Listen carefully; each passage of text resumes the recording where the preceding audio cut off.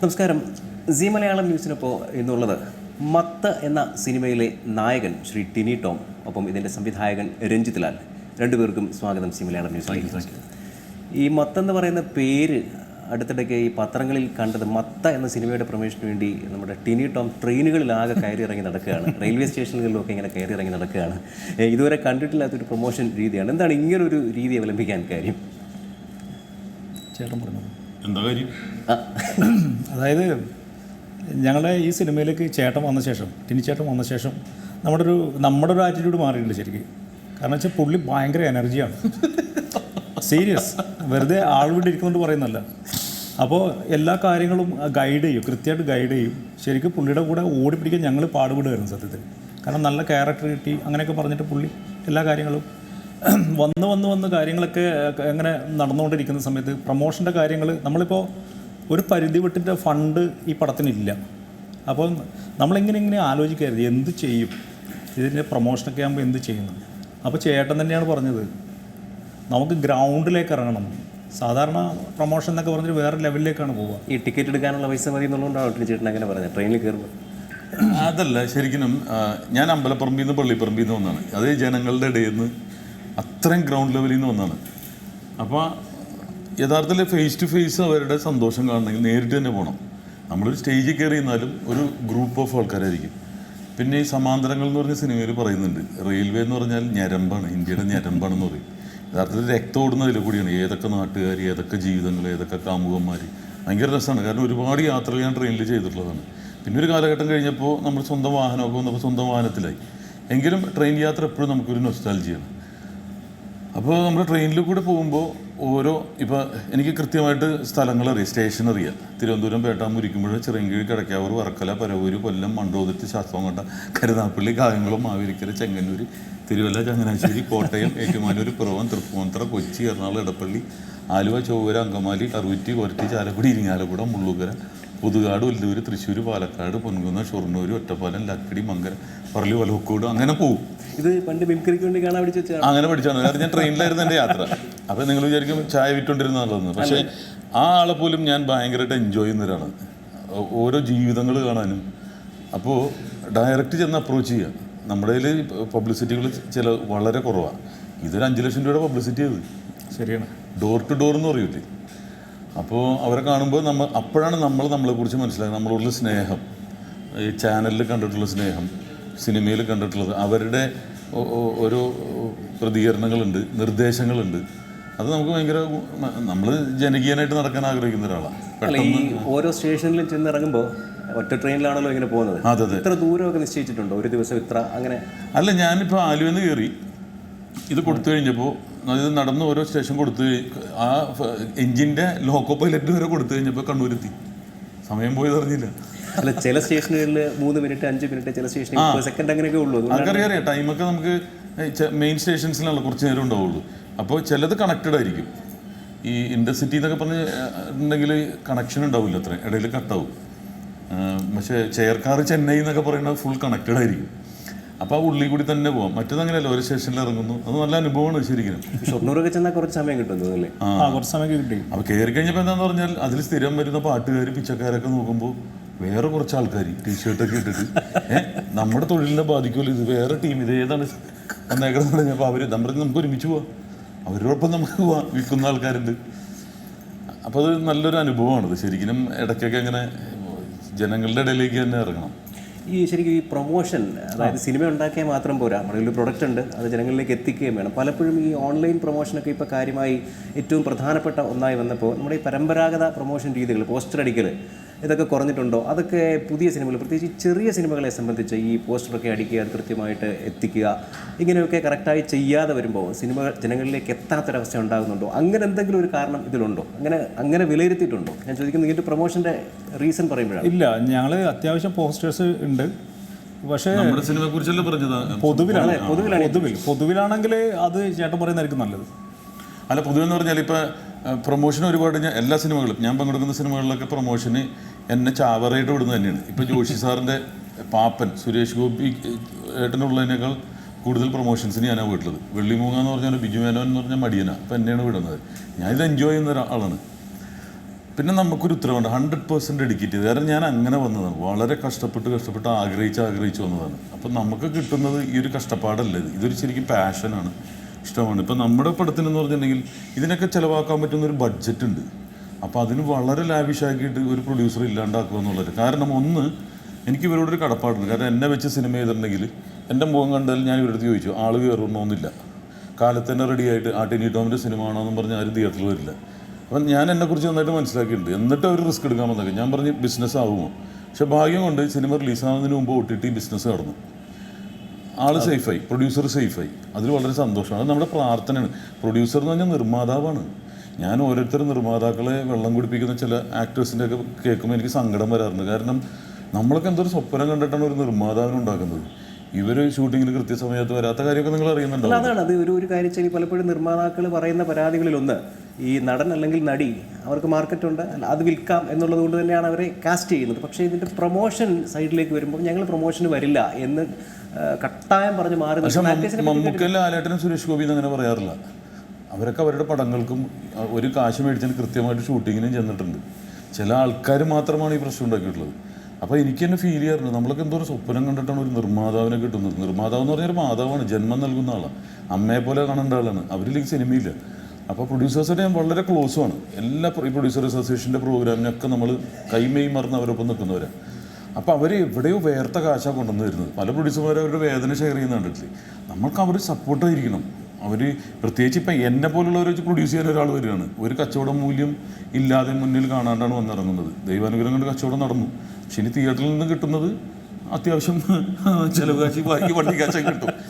അപ്പോൾ അങ്ങനെയുള്ള ഒരു പ്രൊഡ്യൂസറും ഒരു ഡയറക്ടറും നമ്മളെ വെച്ചിട്ട് ചെയ്യാമെന്നും പറഞ്ഞിട്ട് വേറെ കുറേ കറങ്ങിയിട്ടല്ല വരുന്നത്, നമ്മുടെ അടുത്ത് നേരിട്ട് വരുന്നു. വേറെ കുറേ കറങ്ങി വരുന്ന ആൾക്കാരുണ്ട്, അവരൊക്കെ പുറന്തള്ളിയിട്ട്. അത് പുറന്തള്ളുന്നതിൻ്റെ കാരണമുണ്ടോ? ഇതങ്ങനെയല്ല. ഇത് എന്നിൽ നിന്നും പോയി കഴിഞ്ഞാൽ എനിക്കോ നഷ്ടം. നമ്മളിത് ഗ്രാബ് ചെയ്ത് പിടിക്കുന്ന പോലെ പിടിക്കുന്നത്. കാരണം ഈ കാശ് പിന്നാലെ വരും, ഇതുപോലെ ക്യാരക്ടേഴ്സ് വരില്ല നമ്മുടെ സൈഡിൽ നോക്കുമ്പോൾ. അതെ അതൊരു ആക്ടറുടെ ഒരു സെൽഫിഷ്നെസ് ആണ്. അതെ, ഞാനിപ്പോൾ 5 സിനിമ ചെയ്തിട്ടുണ്ട് ഇപ്പോൾ ഓൾറെഡി. പെരുങ്കളിയാട്ടം എന്ന് പറഞ്ഞ് ജയരാജ് സാറിൻ്റെ സുരേഷ് ഗോപിയോടൊപ്പമുള്ള വേഷമുണ്ട്. ഒമർ ലുലുവിൻ്റെ വേറെ ആവേശം, അടിയും ഇടിയും ഡാൻസൊക്കെ ഉള്ളതുണ്ട്.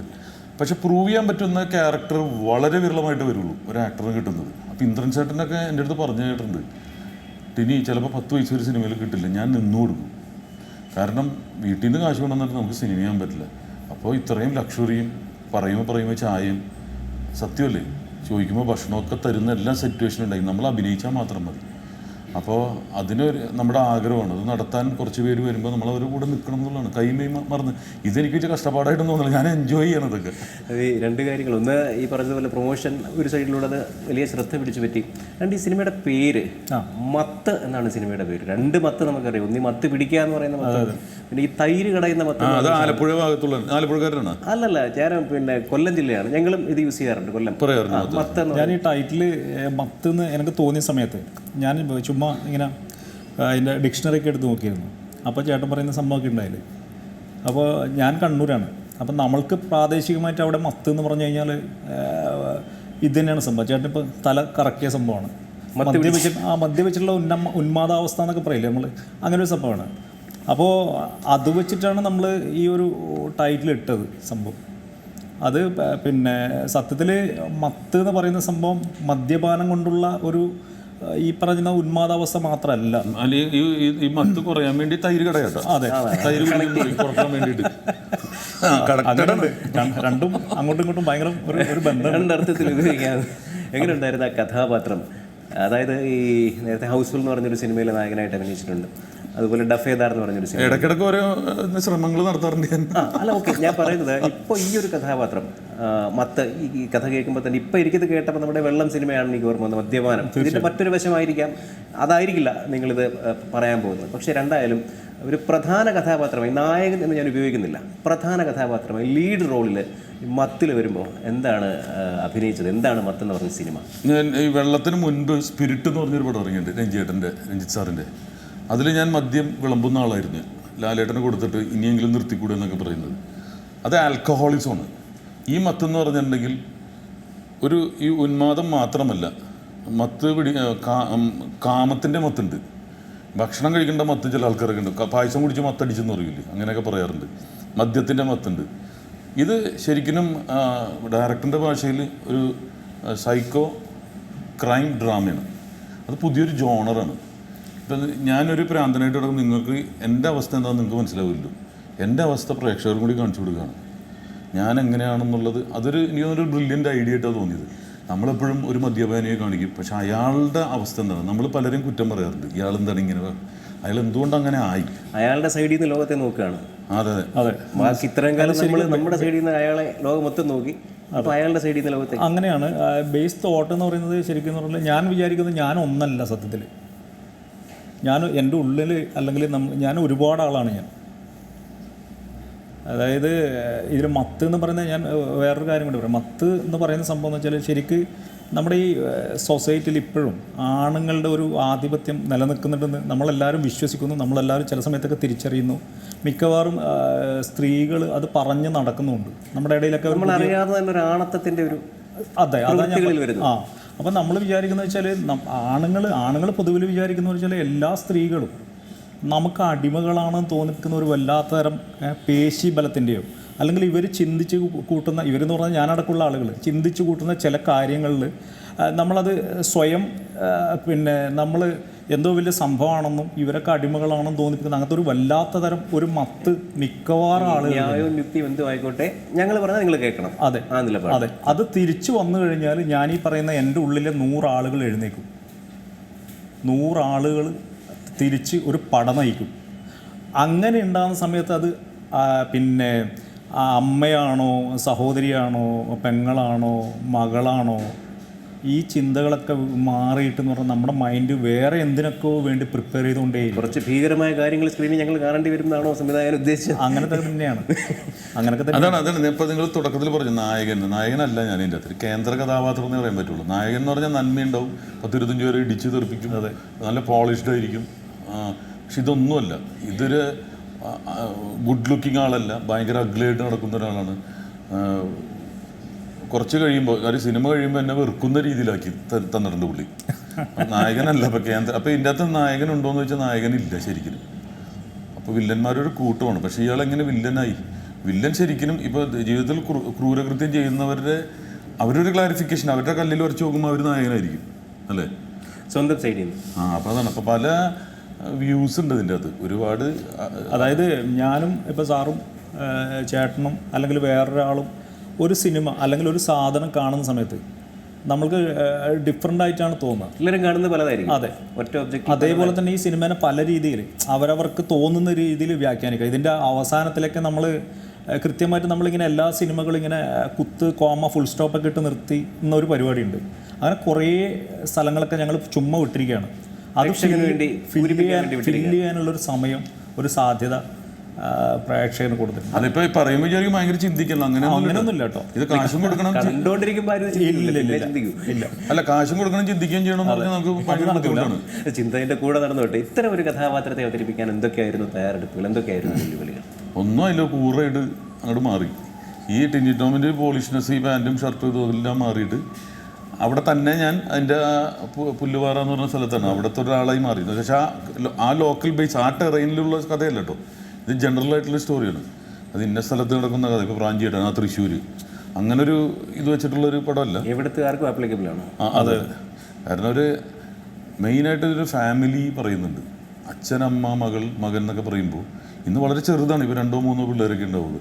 പക്ഷെ അവർ ഡിവോഴ്സ് ചെയ്ത് പോകുമ്പോൾ അനുഭവിക്കുന്നത് നമ്മുടെ കുഞ്ഞുങ്ങളായിരിക്കും. അച്ഛനും വേറെ ലൈഫ് കിട്ടും, അമ്മയ്ക്കും. എത്ര കോടീശ്വരന്മാരാണെങ്കിലും നമ്മൾ സിനിമയിലും IT ഫീൽഡിലും അല്ലാത്ത ഫീൽഡിലും എല്ലാം നമ്മൾ കാണുന്നതാണത്.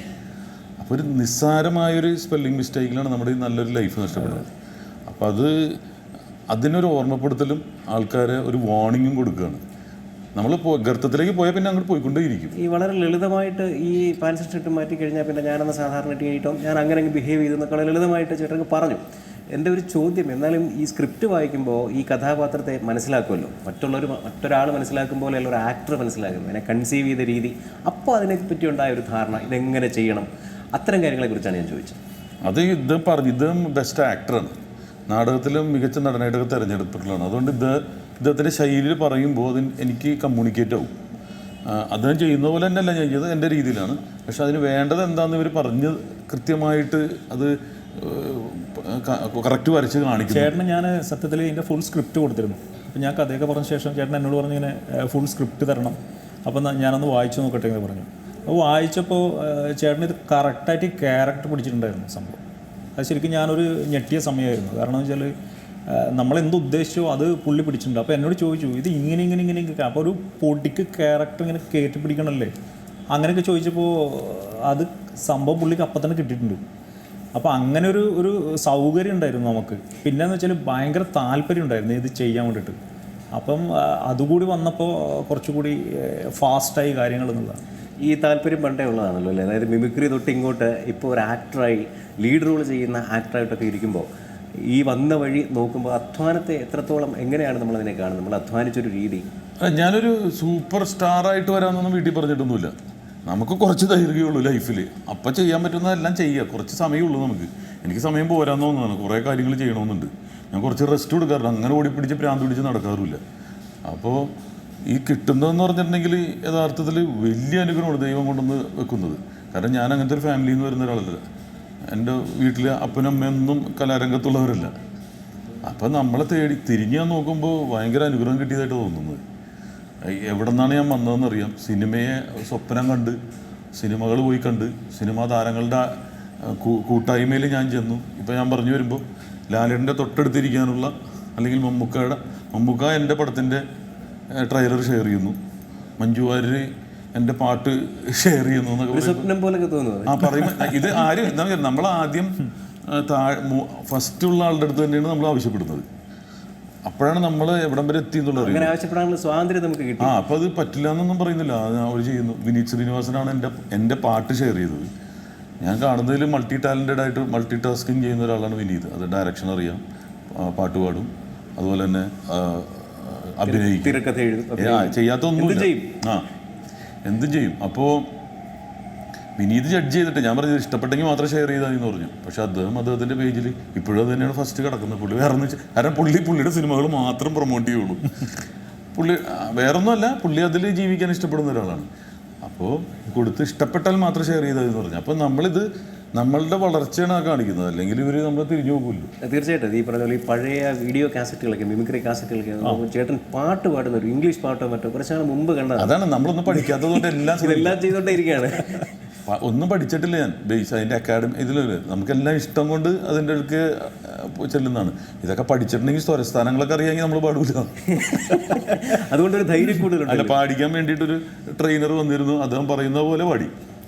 ഈ നേരത്തെ ലാലേട്ടൻ മമ്മൂട്ടി എന്നൊക്കെ പറഞ്ഞു ഇവരുടെയൊക്കെ അടുത്തിരിക്കാനും ഇവരോടൊക്കെ ഈ പറഞ്ഞ പോലെ ആദ്യത്തെ ആളോട് തന്നെ ചോദിക്കാനും എനിക്ക് പലപ്പോഴും തോന്നിയിട്ടുണ്ട് മമ്മൂട്ടിയുടെ ഗുഡ് ബുക്കിലുള്ള ഒരാളാണ് ശ്രീ ടിനി ടോം. ഞാൻ എല്ലാവരും ഗുഡ് ബുക്കിലേ ഉള്ളൂ. വേറൊരു ബാഡ് ബുക്കിലില്ല. കാരണം നമ്മളാരും ഉപദ്രവിച്ചിട്ടില്ല. നമ്മൾക്ക് ആർക്കും ശല്യമായി തീർന്നിട്ടില്ല. എനിക്ക് അത്യാവശ്യം വരുമ്പോൾ മാത്രമേ മമ്മൂക്കിനെ വിളിച്ചു. ഇപ്പോൾ നമുക്ക് ഏറ്റവും അത്യാവശ്യം വന്നപ്പോഴാണ് ഇത് ഷെയർ ചെയ്യണമെന്ന് പറഞ്ഞത്. ഇപ്പോൾ സുരേഷ് ഏട്ടൻ്റെ ഏറ്റവും നല്ല പുസ്തകത്തിലാണ് ഞാനുള്ളത്. അദ്ദേഹം നല്ലൊരു പുസ്തകത്തിലുള്ള ഒരാളായതുകൊണ്ട് എനിക്ക് അദ്ദേഹത്തിൻ്റെ ഒരു ടെക്സ്റ്റ് ബുക്ക് വായിക്കാനും പഠിക്കാനൊക്കെ എനിക്ക് ഇഷ്ടമുള്ള ഒരാളാണ്.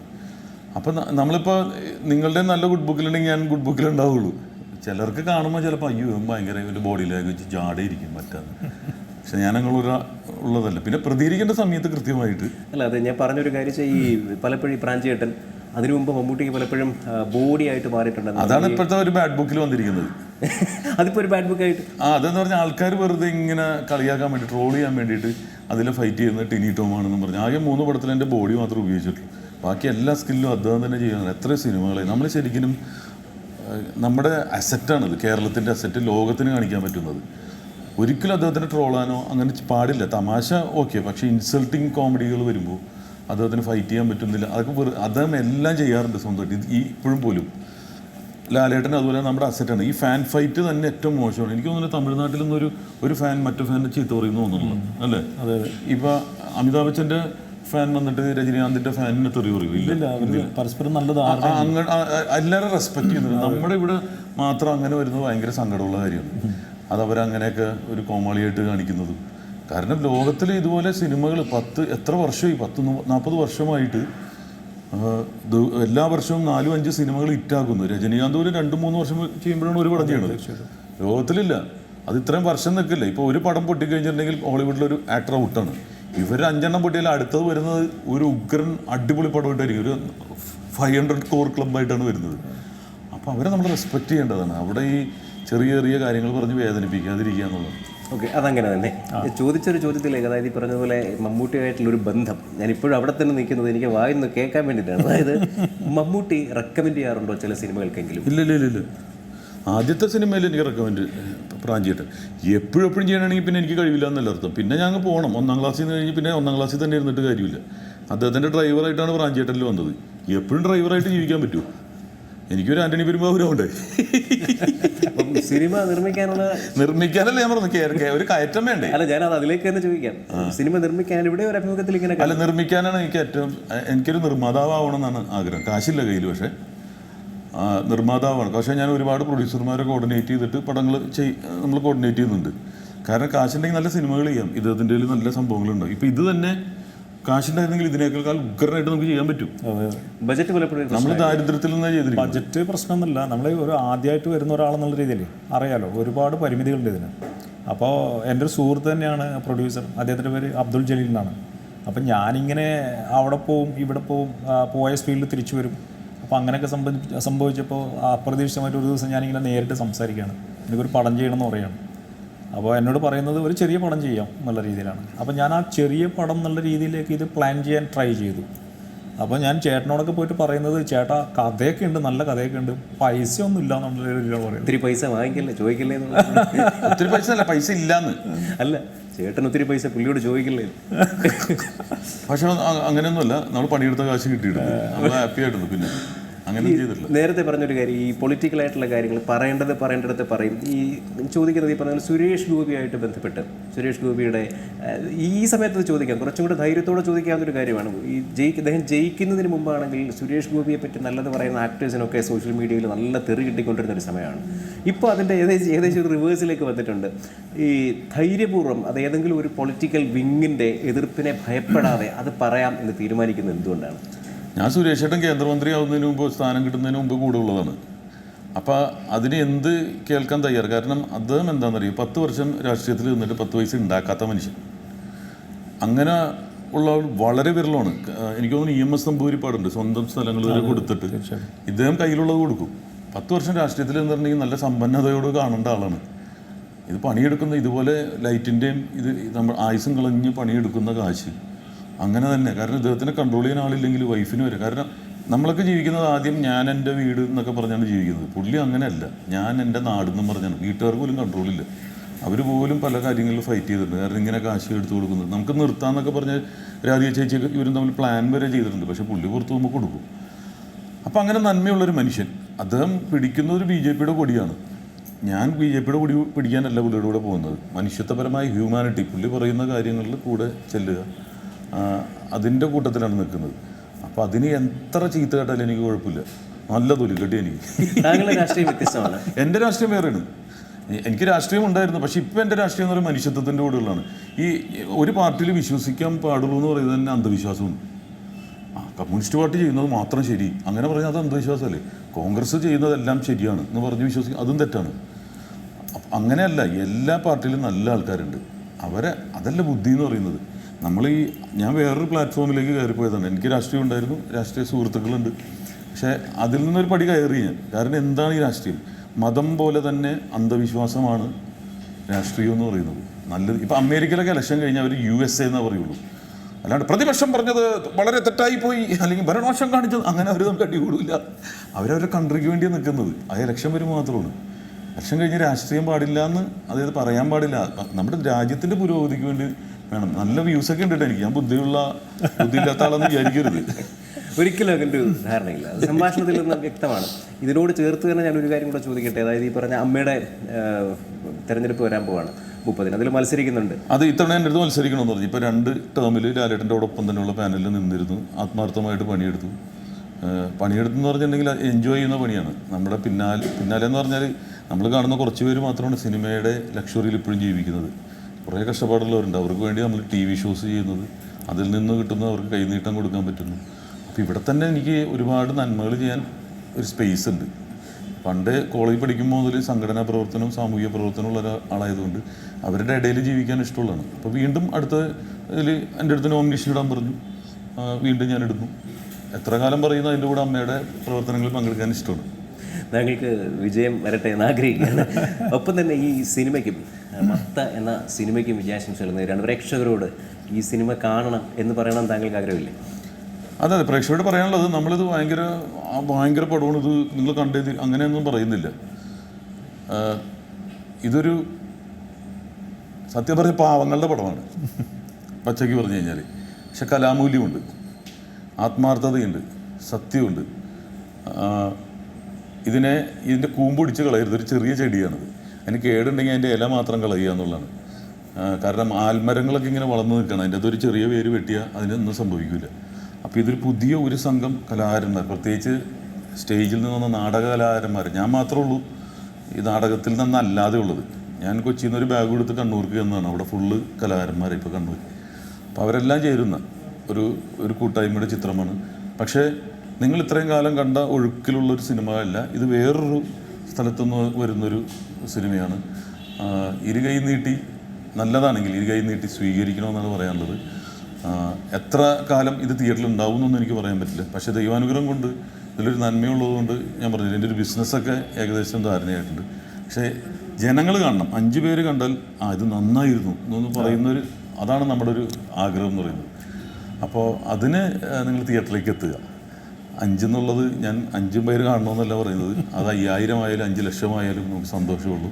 ഒരിക്കലും നിരാശപ്പെടേണ്ടി വരില്ല. തിയേറ്ററിൽ പോയിരുന്നിട്ട് ഇതെന്താണെന്ന് ഇങ്ങനെ കാശും കൊടുക്കണം ചിന്തിക്കുകയും ചെയ്യണമെന്ന് പറഞ്ഞ ആൾക്കാരുണ്ടാവില്ല. ഇത് കറക്റ്റ് വളരെ കൂളായിട്ടുള്ള സിനിമ, കുടുംബചിത്രം തന്നെയാണ്, കുടുംബ ബന്ധങ്ങളുണ്ട്.